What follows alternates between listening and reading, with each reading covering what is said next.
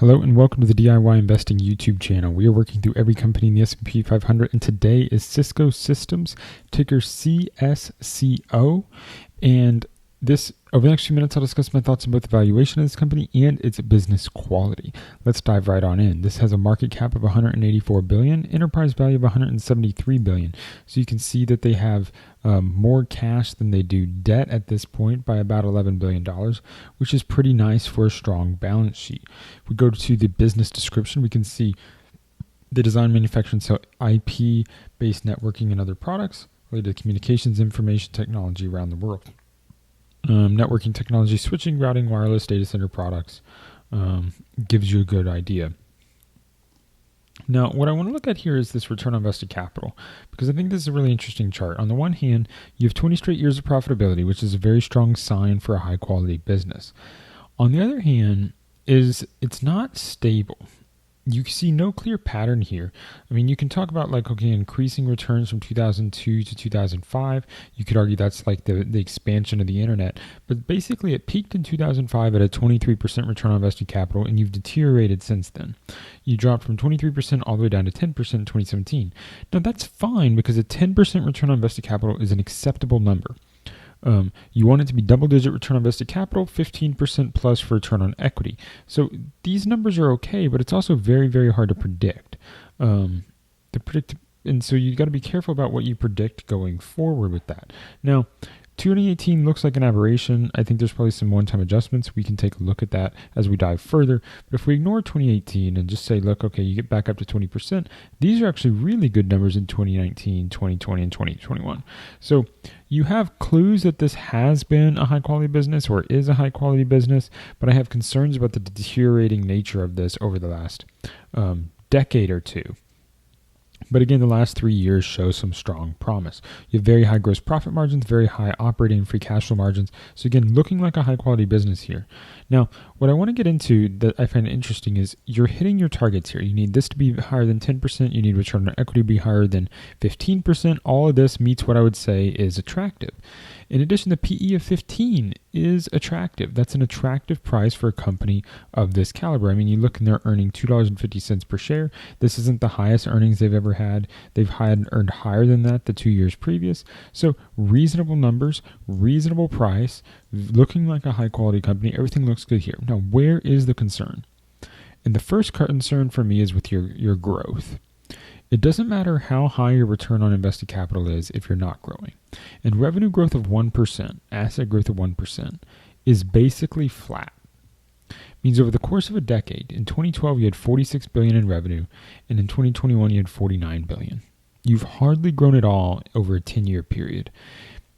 This is a major, major problem for the future returns of this business. No matter how good your returns on invested capital, they're only helpful if you're able to reinvest the capital at the same rate of return. And it's obvious that that's not true, or at least they're capital constrained and they can't get a lot of profit from growing. You can see operating profit only went up $3 billion over the entire decade. They were able to grow the operating margin, but again, you can't expect to continuously grow margin further and further in the future. So there's a big concern there that this company, even at a PE ratio of 15, is simply not growing fast enough.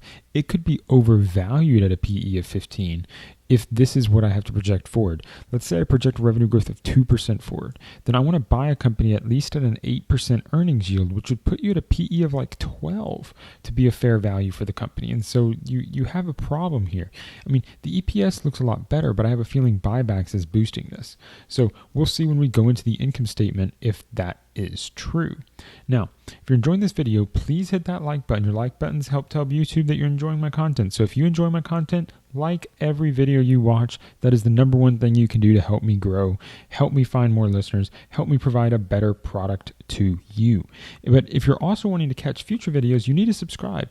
Your subscription lets you know when I upload new videos. I'm uploading new videos each and every week, stock videos covering different companies. If you want to see those videos, you need to be subscribed. You need to ring the bell. Ringing the bell will let you know when I upload those videos so you can check them out when I cover your favorite companies.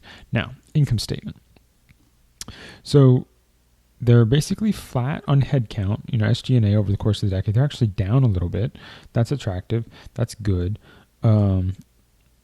And they've used that ability to grow their revenue and gross profit while holding their operating expenses flat to grow that operating profit faster, which is really, really good for you as a shareholder. You do see the shares outstanding declining over the time. They've cut them in basically by 20 to 30%. They've reduced shares outstanding, which is providing that extra boost to EPS. And that's part of the problem is you're getting a 30% growth in operating profit from the growth, and you're getting a 20 to 30% boost from the buybacks. So you really are constrained by that revenue growth. You're not getting around it any other way. What I did want to see on the income statement is let's look at that 2018 year. What happens to throw this year off? Income tax. Okay, so this would be probably the 2017 Tax Cuts and Jobs Act in the United States. Probably they took a one-time tax hit in 2018 and that destroyed the number. So that number is fake. We can basically ignore it from our analysis. You see they're spending a lot of money on buybacks. They're spending a lot of money on share compensation. I mean, $1.4 billion every year. But they are managing to buy back more shares than that. They are paying dividends each and every year. The capital allocation is acceptable, but to me, the growth is just too low. Even though these numbers would suggest I would buy the company, the median returns would suggest I buy the company, valuation would suggest I kind of want a company, the combination of valuation and the 10-year CAGR would be a no for me. And so no matter how high quality the company is, if it doesn't have growth, then it's not going to be on my watch list and it's not interesting to me. And so for me, it's a pass. This valuation would need to be below 10 before I would get interested. And even then, it's going to be a relatively low interest because I can find companies that are compounding at high single-digit or double-digit rates, and that's a lot more attractive to me over the long term. If you enjoyed this video, please hit that like button. Don't forget to subscribe. Ring the bell so you can get notifications. Until next time, stop paying fees. Start building wealth.